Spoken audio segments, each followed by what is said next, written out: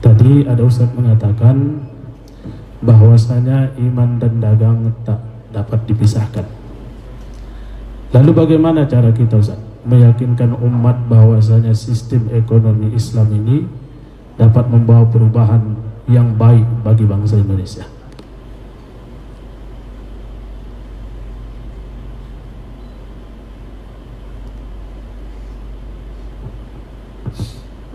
Bank punya uang 100 juta. Ada pengusaha muslim punya uang 100 juta. Duitnya sama-sama 100. Yang minjam juga sama-sama usahanya ayam, ternak ayam. Sama-sama yang bank ini pun nanti juga ditetapkan kau mesti bayar bunga sekian. Yang si muslim tadi meminjamkan duit 100 juga, dia juga mengatakan nanti kita akan bagi hasil, dikemas dengan bahasa mudharabah. Di mana letak bedanya? Pinjam duit 100, balikkan 120. Aku tak mau tahu ayam kau mau mati, mau sakit, mau stres, pokoknya balikkan 120. Tapi si saudara kita yang menerapkan sistem mudharabah, setelah dipinjamkannya duit 100, maka sejak keluar duit 100 sore tadi, malam ini pun dia bangun tahajud berdoa kepada Allah, ya Allah tolonglah usaha ayam si Anu tadi jangan sampai mati, karena kalau mati duit tak balik. Maka sejak malam itu dia menjadi lebih khusyuk sholat, dia menjadi lebih khusyuk berdoa, dan dia lebih selalu teringat dengan saudaranya tadi dengan menanyakan kalau jumpa, apa kabar? Sehatnya kau kan? Kenapa selalu ditanyanya? Karena kalau sampai sakit duit tak balik. Jadi apa beda konvensional dengan Islam itu? Bedanya adalah akhlak. Ada akhlak. Sedang ini tak mau tahu dia. Aku tak mau tahu kau mau sakit, kau mau di mana, kau yang penting duitku balik. Lalu kemudian datanglah tokoh ayam dari Jakarta ke Medan. Begitu si bapak, si pengusaha muslim tadi mendengar ada tokoh ayam dari Jakarta, maka dipanggilnya lah tokoh ayam tadi, dibuatnya lah seminar ternak ayam. Kenapa? Supaya dibangkit usaha ini, karena kalau untungnya besar, nanti mudharabah bagi hasilnya juga bisa menjadi besar. Jadi bedanya itu di mana? Bedanya di akhlak. Akhlak itulah yang sebenarnya akhlak. Sekarang akhlak selalu dipahami berbakti pada orang tua, akhlak kepada guru. Akhlak yang lebih universal adalah akhlak dalam bisnis. Ada kejujuran, ada integritas, ada kepercayaan, ada trust. Jadi kalau ini kita bangkitkan, maka insya Allah umat percaya. Saya ceramah di Malaysia, Kuala Lumpur, diundang oleh Bank Rakyat Tower. Nanti kalau pergi Kuala Lumpur tengok Tower, Bank Rakyat Tower. Dalam hati saya, sampai hatilah panitia ini mengundang saya ke bank konvensional, Bank Rakyat. Sampai di dalam jumpa sama petinggi-petingginya, Ustaz Abdul Somad, ini adalah bank konvensional, kata dia. Dalam hati saya, aku dah tahu, karena tak ada tulisan Islam di situ, tak ada syariahnya. Tapi bank rakyat ini sudah berubah menjadi 100% murni Islamic Bank, bank Islam. Dan nasabahnya ada Cina, ada India, ada berbagai macam agama. Kenapa mereka mau berinteraksi dengan Islamic Bank? Karena memang prinsipnya di mana ada gula, di situ ada semua. Jadi umat Islam mesti menjadi bintang iklan terhadap Islam. Islam ini produknya luar biasa, tapi karena bintang Islamnya tidak menarik, orang tidak menjadi tertarik. Andai ada produk air susu kambing Etawa, Anda minum maka Anda akan gemuk, bintang iklannya Abdul Somad, percaya tak? Nah, orang percaya. Nah, jadi bagaimana Islam bercerita tentang ekonomi Islam, tapi kemudian membangkitkan. Makanya kalau mau buatlah satu kampung percontohan. Saya sudah sampaikan ke Basnas, kalau mau lihat real nyata, buat satu kampung mu'alaf, cari pulau, buat situ kampung mu'alaf, buat ternak ayam, ternak sapi, ternak itik, buat kolam ikan, karamba, buat di situ pendidikan sekolah gratis, buat hadirkan jutawan entrepreneur, pakar kambing, pakar ayam, pakar itik, pakar puyuh, hadirkan semua. Lalu Ustaz apa? Aku bidang endorse-nya, aku nanti mengajaknya, mengiklankannya. Karena saya sudah tanya-tanya, yang berat itu dua. Yang pertama adalah biaya iklan, yang kedua adalah political will, support politik dari atas.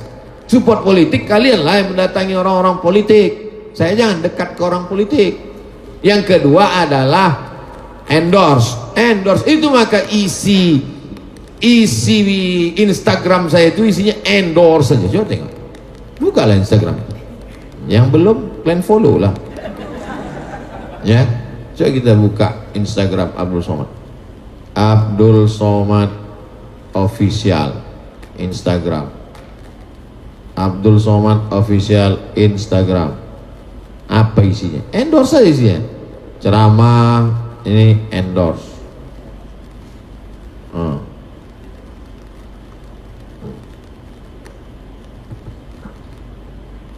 Tak ada pula paket. Ayo gabung menjadi driver Raja Sayur. Jangan lupa download aplikasi Raja Sayur. Buka handphone, Play Store, aplikasi Raja Sayur, download. Produk halal menjadi nomor 1 di aplikasi Raja Sayur demi meningkatkan ekonomi umat. Berkah selalu. Terima kasih. Assalamualaikum warahmatullahi wabarakatuh. Ustadz, kami punya program nih, aplikasi ini ekonomi keumatan, banyak saudara-saudara kita. Saya tanya, setelah saya yakin, percaya, mari kita buat videonya. Nanti kalian share, nanti aku bantu share. Sampai sekarang tak ada orang ini cerita berapa saya dapat untuk royalti tadi. Karena memang udah janji saya itu, setiap yang sifatnya keumatan. Maka kalau datang jamaah bawa kerupuk, bawa keripik, senyum, dia udah tahu saya itu, minta endorse itu. Bawa gula merah, bawa kain batik, macam-macam. Wallahu a'lam. Alhamdulillah, luar biasa. Baik Bapak Ibu, kita masuk sesi tanya. Dalam hal ini kita ambil 6 orang, 3 dari kaum ibu, 3 dari kaum bapak. Kami mulai dari sebelah kanan saya. Silahkan tunjuk tangan, sebutkan namanya. Assalamualaikum warahmatullahi wabarakatuh. Waalaikumsalam warahmatullahi wabarakatuh. Pak Ustadz, Bu, tolong sebutkan namanya dulu. oh ya, saya Nani Saragi. Saya tinggal di Amsterdam. Saya lagi berlibur di sini untuk 3 minggu. Alhamdulillah terjadi lockdown di Amsterdam, di Belanda. Saya bisa memperpanjang liburan saya kurang lebih 10 hari. Saya lahir di Pematang Siantar, anak seorang tentara. Alhamdulillah seorang tentara 45 ya. Oke. Begini Pak Ustadz, saya bekerja hampir 21 tahun di suatu perusahaan sebagai seorang koordinator. Kemudian ada reorganisasi dan saya harus memilih untuk keluar. Sebenarnya saya bisa masuk tetapi dengan posisi lain, dengan tugas-tugas yang lebih berat, sedangkan sebenarnya itu sama, hanya saya merasa perusahaan itu ingin mengeluarkan kita-kita yang sudah kerja lama. Oke. Saya sekarang berpikir, saya ingin pindah ke Indonesia kembali. Tetapi keadaan di Indonesia ini saya kurang nyaman. Karena ya, anyway, saya punya 2 hal. Kalau saya pindah ke Indonesia, saya ingin membantu bisnis keluarga. Insya Allah ilmu yang saya dapat selama saya di Eropa, di Belanda ya khususnya, saya bisa insya Allah sumbangkan kepada keluarga dan kepada di sekeliling saya. Tetapi sekali lagi saya Bu, duduk poin aja Bu ya. ya, Kalau bisa. oke, anyway, saya pikir saya ingin berusaha di Belanda juga, di Amsterdam. Saya tinggal dari Amsterdam. Untuk berusaha di Amsterdam, insya Allah saya pikir itu lebih baik untuk ekonomi saya. Tetapi untuk agama anak saya itu lebih baik tinggal di Indonesia. Anak saya 8 tahun. Nah, saya mohon nasihat Pak Ustadz, apakah lebih baik saya tinggal di sana atau saya harus kembali ke sini, di mana kalau di sana ekonomi saya lebih baik, insya Allah saya pikir ya, dan tetapi untuk pendidikan anak saya ya kurang, tetapi mungkin ya pendidikan anak saya itu lebih baik di sini menurut pemikiran saya. Begitu. Terima kasih, dan saya senang sekali alhamdulillah bisa berhadapan dengan Pak Ustadz, dan insya Allah ini adalah bukti kita nanti di surga, di akhirat. Amin ya rabbal alamin. Assalamualaikum warahmatullahi wabarakatuh. Waalaikumsalam. Ini Bu Nani Ustaz dari Amsterdam. Kalau di Medan amplas merendal masuk dalam. Ini rupanya betul-betul orang Belanda Ustaz. Silakan Ustaz. Saudara-saudara saya yang bekerja di negara tidak Islam, dari mulai Amerika, Amsterdam sampai Hong Kong, Taiwan, maka hari ini tidak lagi bisa kita bagi dunia ini menjadi dua seperti dulu. Ada namanya Darussalam, negeri Islam, ada Darul Harb, negeri perang. Madinah, negeri Islam, Makkah, negeri perang. Maka semua orang yang ada di Makkah mesti pindah ke Madinah bersama Nabi Muhammad SAW. Sekarang tidak lagi bisa begitu. Oleh sebab itu, saudara-saudara kami dari Maroko yang bekerja di Belanda, di Jerman, di Prancis, ulama Maroko justru mengirim, tempat saya sekolah itu namanya Darul Hadis. Di Darul Hadis itu alumni-alumninya yang orang Maroko dikirim menjadi ustadz di Portugis, Spanyol, dengan ke Belanda, karena banyak imigran yang datang dari Tunisia, Aljazair, Maroko. Artinya ulama membolehkan orang Maroko tinggal di Eropa. Makanya Eropa itu diprediksi oleh orang Yahudi, namanya Bernard Lewis. Bernard Lewis orang Yahudi mengatakan setelah dia teliti, Eropa itu nanti akan menjadi Islam. Kenapa analisanya begitu? Jerman diisi oleh imigran dari Turki, karena orang Turki paling banyak di Jerman. Inggris akan diisi imigran dari 3 negara, India, Pakistan, Bangladesh. Terbukti prediksi itu, wali kota Inggris Islam India. Lalu kemudian Prancis diisi oleh imigran dari 3 negara, Aljazair, Tunisia, Maroko, sampai hari ini. Jadi ini untuk menghilangkan kegelisahan saudara-saudari yang bekerja di Eropa, di Amerika.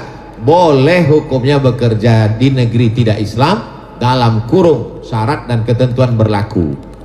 Tetap bisa menjalankan syariat Islam, tidak membuka aurat dan lain-lain sebagainya terkait dengan ajaran Islam. Tapi hukum bekerja. Apa dalilnya?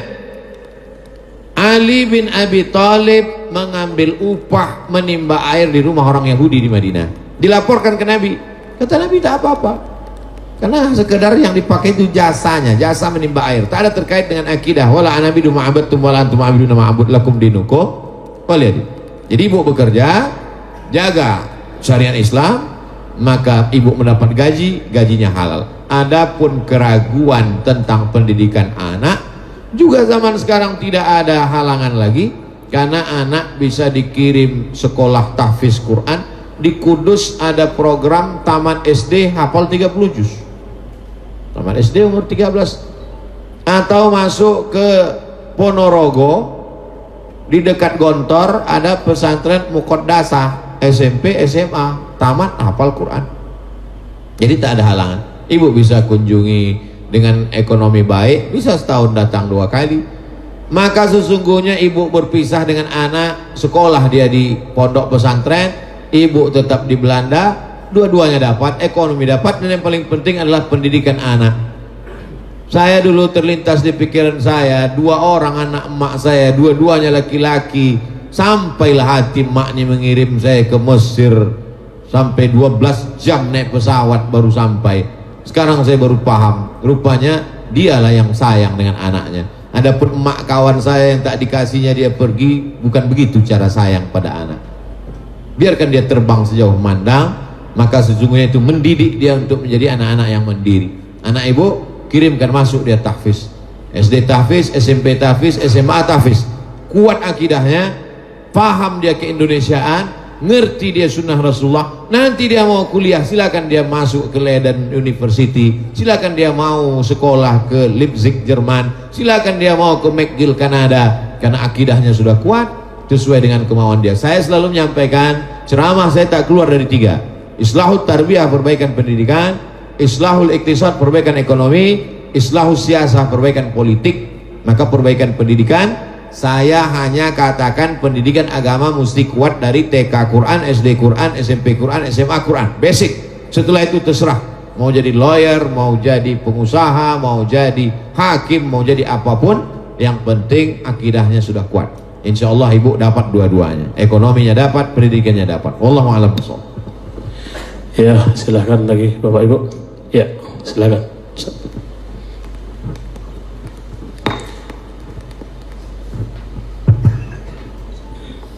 Bismillahirrahmanirrahim. Assalamualaikum warahmatullahi wabarakatuh. Alhamdulillah, salatu wassalamu ala Rasulillah wa ala alihi wa sahbihi wa mawala. Amma ba'd. Yang sama kita hormati, yang kita muliakan guru kita Al-Ustaz Haji Abdul Somad, kemudian moderator dan para hadirin muliakan Allah. Sedikit Ustaz, Tolong sebutkan namanya Bapak. Ya. Nama saya Bukhari Al-Hafiz. Berkaitan dengan tema peran strategi pengusaha muslim dalam pembangunan ekonomi Islam di Indonesia. Kita tahu hari ini dalam barisan umat Islam yang namanya ekonomi itu agak carut marut, Ustaz. Sehingga ketika Presiden Perancis pun bilang bahwa Islam itu adalah agama yang krisis, termasuk krisis ekonomi. Walaupun kadang ada semangat atau ghairah yang kita lihat dari umat Islam. Contoh kemarin semangat 212, hadir 212 Maret. Cuman tengah jalan mundur. Dalam kesempatan ini kami minta tolong pemaparan dari Ustaz. Apa sebenarnya penyebab mundurnya ekonomi umat yang sudah mulai jalan dan bagaimana solusinya? Yang kedua Ustaz, apa strategi yang ampuh setelah menguatkan iman yang Ustaz sampaikan bagi muslim untuk meningkatkan ekonomi, yang tadi sudah disampaikan juga oleh abang saya, Bang Abi Effendi, anak Melayu Sergei, saya anak Melayu Asahan Ustaz, dari Tanjung Balai. Mudah-mudahan dari dua hal ini, kenapa saya minta strategi ampuh? Alhamdulillah kami juga punya usaha belacan di Tanjung Balai. Nah, mudah-mudahan ibu-ibu, bapak sekaligus pemuat juga yang mau pesan belacan Tanjung Balai bilang aja kuat. Sekira demikian. Nasrul minallahi wa fathun qarib wa basyiril mu'minin. Assalamualaikum warahmatullahi wabarakatuh.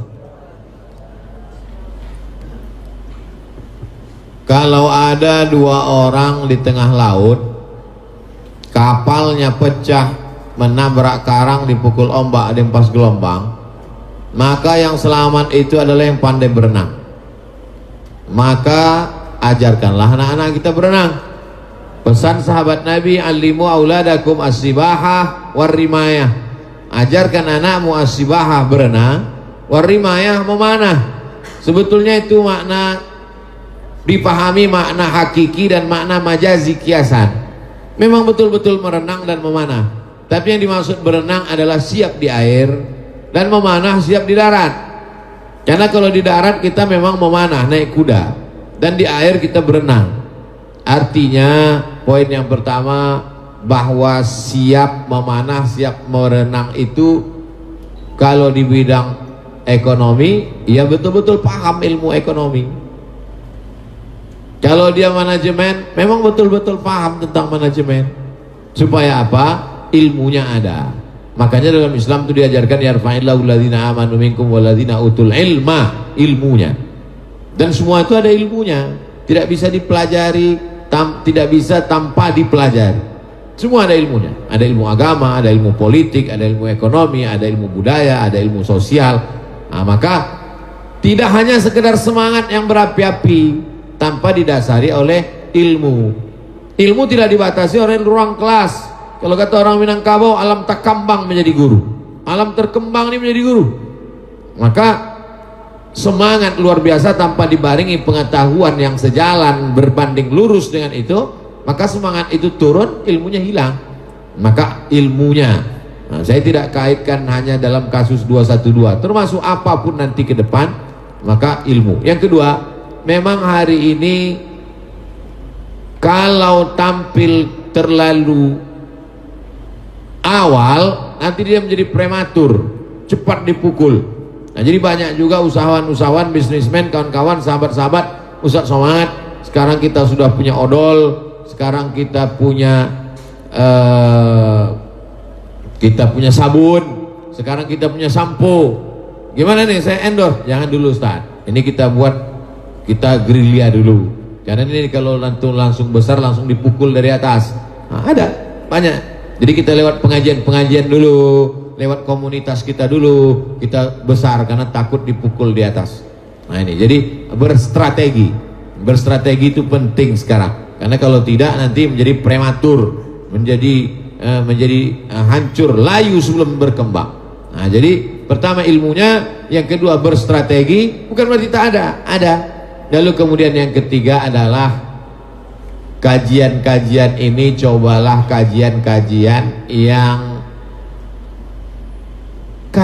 yang bermanfaat untuk keumatan. Jangan lagi dikaji yang mubazir, yang khilafiyah, yang justru. Nah, jadi kajian-kajian, maka saya senang sekali kajian fokus, kajian ekonomi, kajian politik Islam, kajian supaya apa? Supaya setelah itu ada follow up-nya. Setelah ngaji itu apa yang mesti kita buat? Setelah pengajian itu kita bisa buat apa? Karena kalau tidak dia akan berputar-putar di situ saja, mubazir. Mudah-mudahan ke depan insya Allah lebih baik, tapi jangan katakan tak ada sama sekali. Insya Allah gerakan ini ada, tumbuh, dan Allah meridhoinya insya Allah. Amin. Wallahu a'lam. Baik Bapak Ibu, ada lagi yang mau bertanya? Ya, silakan Pak. Iya, silakan Pak. Berdiri Pak.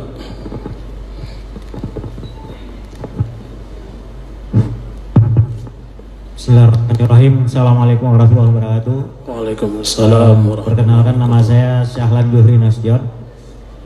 Saya selaku wira swasta, kemudian juga arsitek. Alhamdulillah malam ini dapat bertemu dengan tuan guru kami yang sangat kami muliakan, Profesor Dr. Abdul Somad LCMA. Suatu keberkahan kami dapat bertemu di acara pada malam hari ini. Ustaz, menarik apa yang disampaikan malam hari ini adalah terkait dengan rencana kebangkitan ekonomi keumatan, bagaimana peran dari para pengusaha dalam membangun harkat dan martabat umat ini. Cuma mungkin di sini saya menyampaikan sesuatu hal yang mungkin perlu kita pikirkan bersama dalam rencana kebangkitan umat ini. Kira-kira apa solusinya kita ini agar dapat saling bersatu dan bersinergi?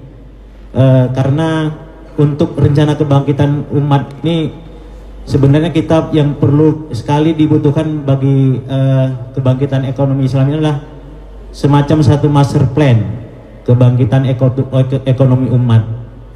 Ini bagaimana kira-kira solusinya? Karena tanpa strategi ini, tanpa master plan ini, kita akan saling bekerja atau berjuang itu bahkan tidak tertutup kemungkinan saling melemahkan mungkin.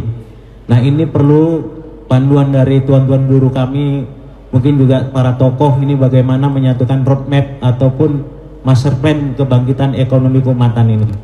Kemudian juga kita belum memiliki satu lembaga atau syarikat yang representatif, sebagaimana tadi juga Ustadz ada menyinggung tentang agama kita ini dibawa oleh para ulama yang berprofesi sebagai pedagang atau menyambi sebagai pedagang. Saya kira Indonesia ini juga merdeka akibat dari berkumpulnya para saudagar-saudagar kita yang tergabung dalam syarikat Islam dulu di awal, sehingga kita melek politik dan kita memahami pentingnya untuk bersatu dari sisi ekonomi. Ini bagaimana kita strateginya untuk membangun kembali jaringan perserikatan kita, sehingga rencana master plan kebangkitan ekonomi keumatan itu tadi dapat bisa diwujudkan hingga ke akar rumput. Sekaligus juga kami Ustadz, kebetulan saya juga memang aktivis yang selalu lahir dan besar di remaja masjid ya, tapi bukan remaja masjid yang dalam lembaga formal. Kita memang remaja masjid kampung, dan saya sampai hari ini di usia 44 tahun ini selalu aktif membina remaja masjid, dan kami melihat potensinya remaja masjid ini bisa dijadikan sebagai motor penggerak kebangkitan keumatan, terkhusus dari sisi ekonomi. Jadi bagaimana kita bisa strateginya untuk merubah mindset dari anak-anak kita, remaja-remaja kita menjadi mental-mental wirausaha. Ini saya lihat potensinya sangat besar, dan kami sudah mencoba untuk memulainya dengan gerakan yang namanya Salingkars ya, satuan lingkungan yang bersimpul kepada remaja masjid. Mudah-mudahan jika ada resep atau tuntunan dari Ustaz, mungkin bisa kita adopsi nanti ke depan. Mungkin itu saya. Billahi taufik wal hidayah. Assalamualaikum warahmatullahi wabarakatuh.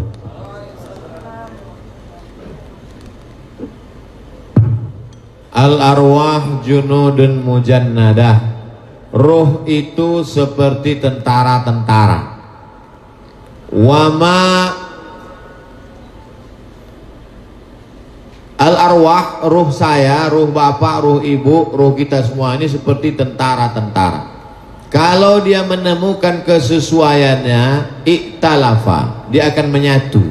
Wama tanakara, tapi kalau dia merasa tidak cocok, tidak sejalan, maka dia pasti ikhtalafa, dia pasti menjauh. Seperti besi berani. Besi berani kalau tepat dia connect, dia menyatu. Tapi kalau dia tidak, dia akan menjauh. Jadi filosofi itu saya rasakan ketika saya berkeliling ini. Dengan latar belakang pendidikan yang berbeda, dengan suku yang berbeda, tidak ada kesamaan kami sedikit pun, tapi dalam beberapa hal bisa bersama. Sekolahnya sama, sukunya sama, tapi berbeda, dia akan menjauh. Nah, jadi prinsip ini sunatullah. Jadi pada beberapa momen, beberapa hal saya ketemu dengan si Fulan bin Fulan di Jakarta, di Surabaya saya ketemu, di Makassar saya ketemu. Lama saya renung, kita sekolah beda, latar belakang beda, suku beda. Kenapa sih ide? Nabi sudah katakan, ruh kita ini seperti tentara-tentara, kalau sesuai dia akan sejalan, dan kalau tidak sesuai dia akan bersimpang jalan. Tapi tidak serta-merta lalu kita tidak punya strategi. Lalu semuanya, udahlah serahkan aja lah, nanti kalau memang sesuai kita sejalan ini. Enggak, kita tidak bisa jalan sendiri masing-masing, mesti ada kerjasama. Maka sesungguhnya apa yang saya lakukan selama ini, setiap daerah ini saya bagi dalam 3 kali. 2021 saya ke Medan 3 kali, Sumatera Utara 3 kali, bulan Januari, bulan Mei, bulan Juni, Juli, Agustus, September, Oktober. Nah, jadi saya balik dari mulai Aceh sampai ke timur Indonesia, Wakatobi, Sulawesi. Nah, itu berarti saya tetap datang 3 kali. Kedatangan saya itu mesti menyentuh 3 aspek. Pertama, akar rumput, saya ketemu dengan masyarakat di tanah lapang, kalau seperti dulu waktu tidak ada COVID. Yang kedua, saya ketemu dengan tokoh-tokohnya, tokoh ormas, tokoh masyarakat, alim ulama, cerdik pandai. Ketemu dengan pawang-pawangnya, karena menyatukan buaya ini sulit, yang lebih sulit lagi menyatukan pawang-pawangnya. Yang ketiga adalah ketemu komunitas-komunitas, komunitas Ikatan Dokter Indonesia, komunitas lawyer, pengacara-pengacara, komunitas pengusaha-pengusaha. Nah, itu. Jadi 3 itu mesti tersentuh, akar rumput, alim ulama, cerdik pandai, tokoh masyarakat, dan komunitas-komunitas. Kita bicara target secara umum saja dulu. Bagaimana jangan ada orang miskin lapar tak makan, bagaimana ada anak berprestasi jangan sampai tak sekolah. Nah, jadi program-program itu semuanya saya posting secara pribadi di Instagram, tapi kemudian di yayasan khusus ada dicari YTWU, Yayasan Tabung Wakaf Umat. Program bagi beras ke nomor rekening ini. Program santunan anak berprestasi tapi yatim duafa ke nomor rekening ini. Program rehab rumah ke nomor rekening ini. Program wakaf Quran ke nomor rekening ini. Anda bisa kirimkan langsung atau datang waktu pengajian atau dijemput oleh relawan kami. Semua secara tertulis sudah saya share. Bisa tinggal copy paste program-program itu. Nanti ketika kita jalankan, kita bisa bersinergi bersama-sama, otomatis ketemu. Saya sudah praktekkan di beberapa tempat, otomatis ketemu. Kita akan ketemu kalau channelnya sama. Tapi kalau beda channel, setengah mati tak akan ketemu. Termasuklah pertemuan kita malam ini insya Allah karena di channel yang sama insya Allah. Amin ya rabbal alamin. Wallahu a'lam. Baik Bapak Ibu, nampaknya waktu juga lah yang memisahkan kita pada malam hari ini. Bapak Ibu hadirin jamaah yang saya muliakan dan dimuliakan oleh Allah Subhanahu wa taala. Tadi sama-sama kita telah mendengarkan tausiah yang disampaikan oleh Ustadz guru kita Haji Abdul Somad LCMA. Kemudian ada sesi tanya jawab. Mudah-mudahan kesemuanya ini membawa keilmuan bagi kita semuanya, kemudian membawa keberkahan bagi kita yang hadir pada hari ini. Kalau dulang, dulanglah Tuhan, injak-injak batang jemari. Kalau pulanglah Ibu dan Tuhan, ingat-ingat gaji kita hari ini.